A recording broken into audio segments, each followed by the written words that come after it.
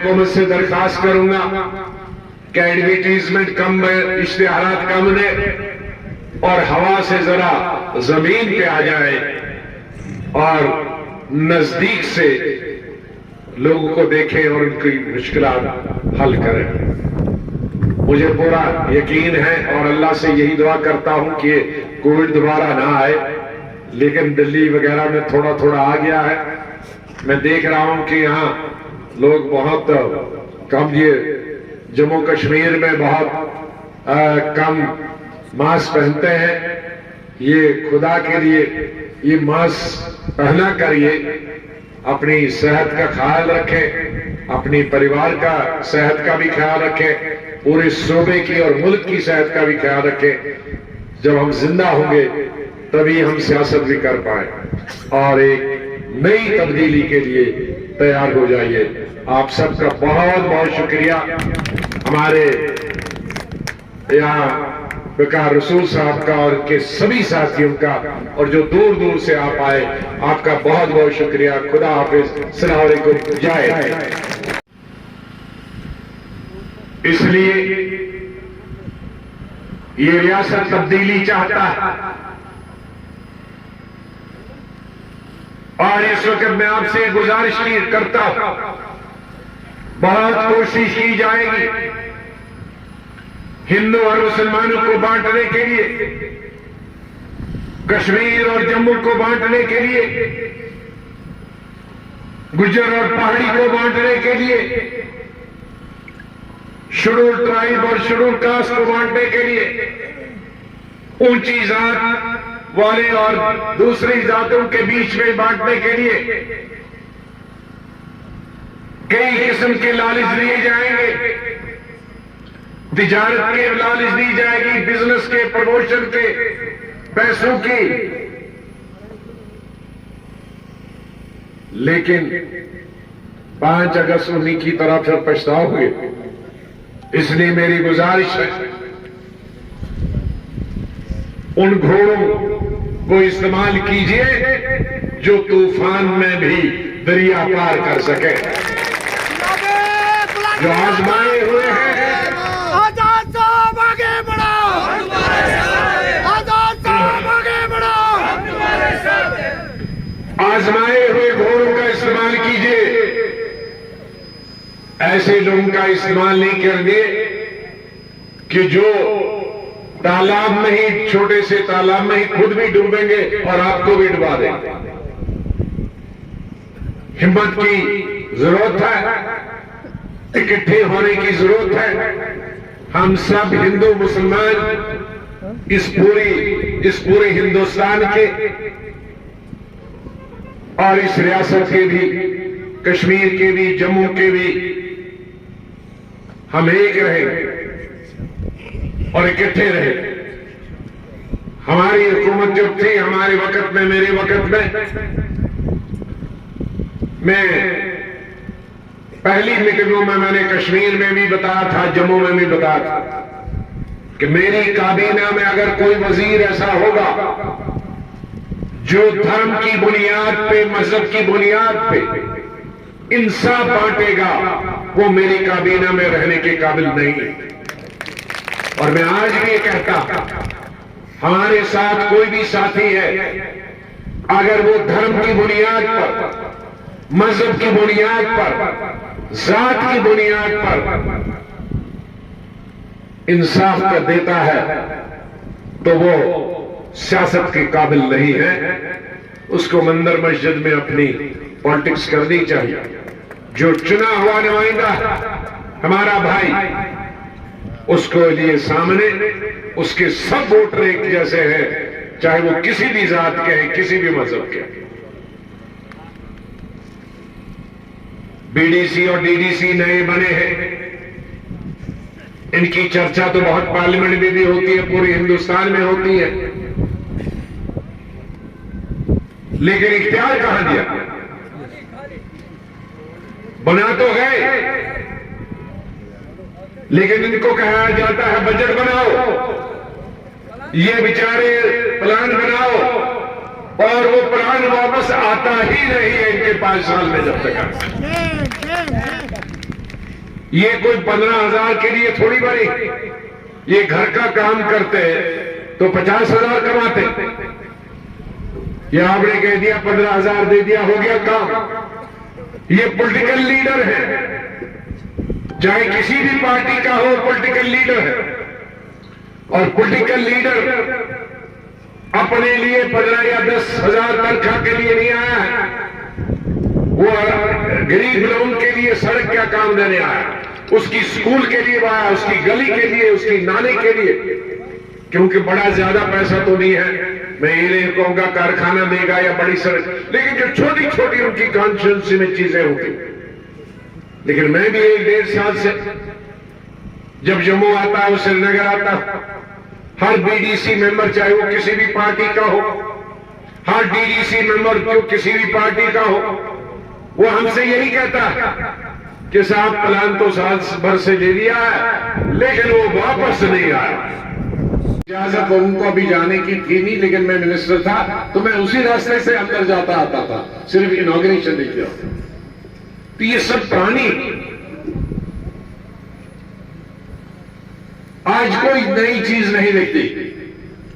हाँ, टेलीविजन में मैं भी सुनता हूं कि बहुत चीजें बनी। तो मेरे कहने का मकसद कि बहुत हो गया, हमने सुन लिया। 7 साल से हम देख रहे हैं, जिस वक्त स्टेट के 2 हिस्से किए गए थे, उस वक्त हमें बनाया गया, हमें दिन में ही तारे दिखाए गए कि यूटी बनेगी, यहां सड़कों का जाल होगा, यहां इंडस्ट्रीज का जाल होगा। मैंने इसी फरवरी में कहा था कि नई इंडस्ट्री तो कोई आई नहीं, लेकिन जम्मू में, ये पार्लियामेंट में मैंने बताया और किसी ने उसको कंट्राडिक्ट नहीं किया। मैं कहा 13,000 इंडस्ट्री थी कठुआ, सांबा और जम्मू में, और उसमें से 7,500 तो बंद हो गई है 2 साल। अब ये बंद करने के लिए आप आए थे कि नई बनाने के लिए आए? और कश्मीर की तो बिल्कुल शायद सभी बंद। तो सब उल्टा हो गया। जिस बहाने जो बहाना किया गया था कि नौजवानों को रोजगार मिलेगा, बेकारी हटेगी, मजदूर को मजदूरी मिलेगी, अस्पताल नए खुलेंगे, कॉलेज नए खुलेंगे,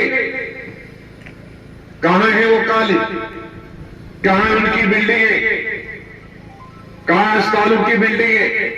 जो हमने छोड़ी थी वही बनी है, जो मैंने मंजूर की थी वो भी आप पूरे मुकम्मल नहीं कर पा रहे हो। वो यहां के लोगों की अपनी मेहनत, यही फॉरेस्ट था वो भी ऊपर वाले ने दिया, पहाड़ दिया वो भी ऊपर वाले ने दिया, वो झरने आ गया ना पानी, झीलों में भी हो गया। तो इसलिए 3/4 जो हमारी मदद होती थी, जो सरकारें देती हैं, वो ऊपर वाले की थी। कहीं 1/4 हमें सरकार से मिलता था, वो भी नहस हो गया इस यूटी के बनाने से। जेलों में हजारों लोगों को रख दिया गया, नजरबंद हजारों लोगों को रख दिया गया। हमारी इक्तिसादी हालत जो शायद 1947 में थी वैसी हो गई है। हमारे तामीरी काम तमाम रुक गए हैं। हमारे जितने भी तामीरी काम है आज वो सिर्फ टेलीविजन में दिखाई देते हैं, और टेलीविजन तो सिर्फ हवा में होता है। और टेलीविजन आप देखेंगे उसमें टेलीविजन के पीछे तो कुछ होता नहीं है, सिर्फ दिखाई देता है शक्ल। तो वाकई उसी तरह से जैसे टेलीविजन के पीछे आपको आदमी नहीं दिखता है, हवा में ही टेलीविजन आदमी दिखता है, वैसे भी ये तामीर इस सरकार की वैसी है कि जमीन में नहीं है, सिर्फ टेलीविजन में हवा में देखोगे, पीछे न सड़क होगी, न स्कूल होगा, न बिल्डिंग होगी, न तामीर होगी। हमारे वक्त में जो होता था वो जमीन पे होता था, वो दिखता था। स्कूल अगर है तो बना है, अस्पताल अगर है तो बना है, सड़क अगर है तो बनी है, रेलवे स्टेशन तो बने हैं। मेरे साथियों ने बताया कि जो आज करंट इस बानहाल की रेलवे टनल की और सड़क वाले टनल की इत्तेफाक से दोनों के संग बुनियाद में मैं था मरकजी को। और बानहाल ये जो चिरहनी के टनल में तो मैं 2004 का ये इलेक्शन का हड़तालें हैं, निकाल दिए गए। जो पुराने लगे थे सरकारों ने उनको निकाल दिया गया। आज वो रहबर स्पोर्ट्स बेचारे दिल्ली तक पहुंचते हैं। मेरे वक्त में रहबर ज़राअत आए थे तो हमने दूसरे दिन ही आर्डर निकाला, लेकिन आज रहबर खेल है। आज आंगनबाड़ियां धरने देती हैं, आशा वर्करें धरना देती हैं, कैजुअल लेबर्स धरते देते हैं कैजुअल लेबर्स को, यहां के भी बनहाल के लोगों को भी और बाकी जगहों में हर महकमे से निकाल दिया जाता। और महंगाई आसमान को छू रही। हमारे वक्त में चूल्हे गैस जिस वक्त हमने हुकूमत छोड़ी थी 450 रुपए का गैस था, शायद 1000 से ऊपर। तेल और डीजल की कीमत कहां गई, 100 रुपए से ऊपर हो गया। अब स्कूटर की कीमत सस्ती है, डीजल लीटर की ज्यादा।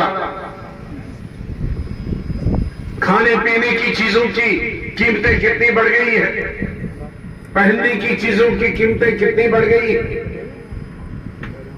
और नौकरी नहीं है, और जिसके पास है उसकी तनख्वाह में कोई इजाफा नहीं, लेकिन कीमतों में इजाफा।